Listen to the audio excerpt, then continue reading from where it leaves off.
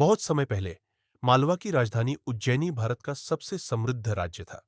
इसके राजा सम्राट विक्रमादित्य न केवल पराक्रमी योद्धा थे, बल्कि महान न्यायप्रिय शासक भी थे। उनका दरबार विद्वानों, कलाकारों और योद्धाओं से भरा रहता।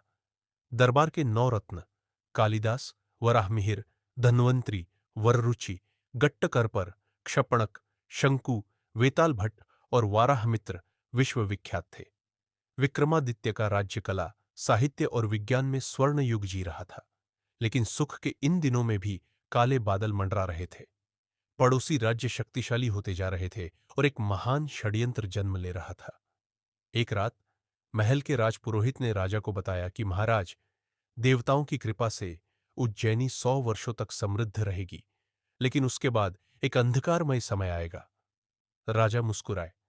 भविष्य की चिंता छोड़ो, हम वर्तमान को महान बनाएंगे। लेकिन अगले ही दिन महल के पास गुप्तचर लेकर आए एक भयानक खबर। उत्तर में शक्तिशाली शकों की सेना, पश्चिम में हूणों का उभार और दक्षिण में 7 समुद्री डाकू राज्यों का गठबंधन। राज्य संकट में था।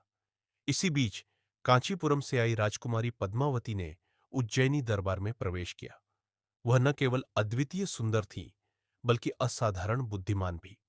विक्रमादित्य उनसे पहली ही मुलाकात में प्रभावित हो गए। दोनों के बीच प्रेम पनपने लगा।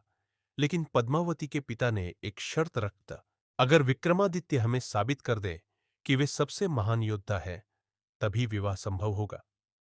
उसी समय उज्जैनी दरबार में विक्रमादित्य का सौतेला भाई भर्तृहरि जलन से भर उठा। वह चाहता था कि सिंहासन उसका हो।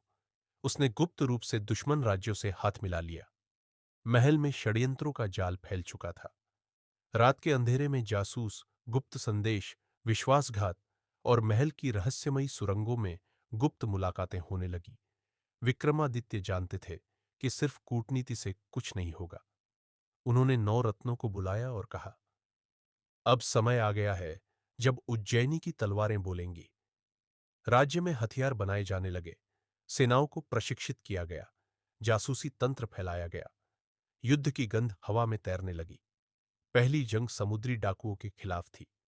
विक्रमादित्य ने अपनी नौसेना का नेतृत्व किया और समुद्र में भीषण संघर्ष छिड़ा। 3 दिनों के युद्ध के बाद उज्जैनी विजयी रही, लेकिन भारी नुकसान के साथ। यह युद्ध राज्य के लिए चेतावनी था कि आने वाले समय में और भी भयावह लड़ाइयां होंगी। विजय के बाद विक्रमादित्य से एक साधु मिलने आए। उन्होंने कहा, महाराज, अगर आप उज्जैन की रक्षा करना चाहते हैं, तो आपको वेताल को पकड़ना होगा। इस तरह शुरू हुआ प्रसिद्ध विक्रम और वेताल का रहस्यमयी सफर। रात के अंधेरे में श्मशान, तंत्र मंत्र और वेताल की पहेलियां, हर पहेली राजा के मन और साहस की परीक्षा ले रही थी। अंततः शकों, हूणों और डाकुओं की संयुक्त सेना उज्जैनी की सीमाओं पर आ पहुंची। दसियों हजार सैनिक, हाथी, घोड़े, रथ और युद्ध नौकाएं एक ही बार में भिड़ी। महाभारत जैसी भयंकर लड़ाई हुई।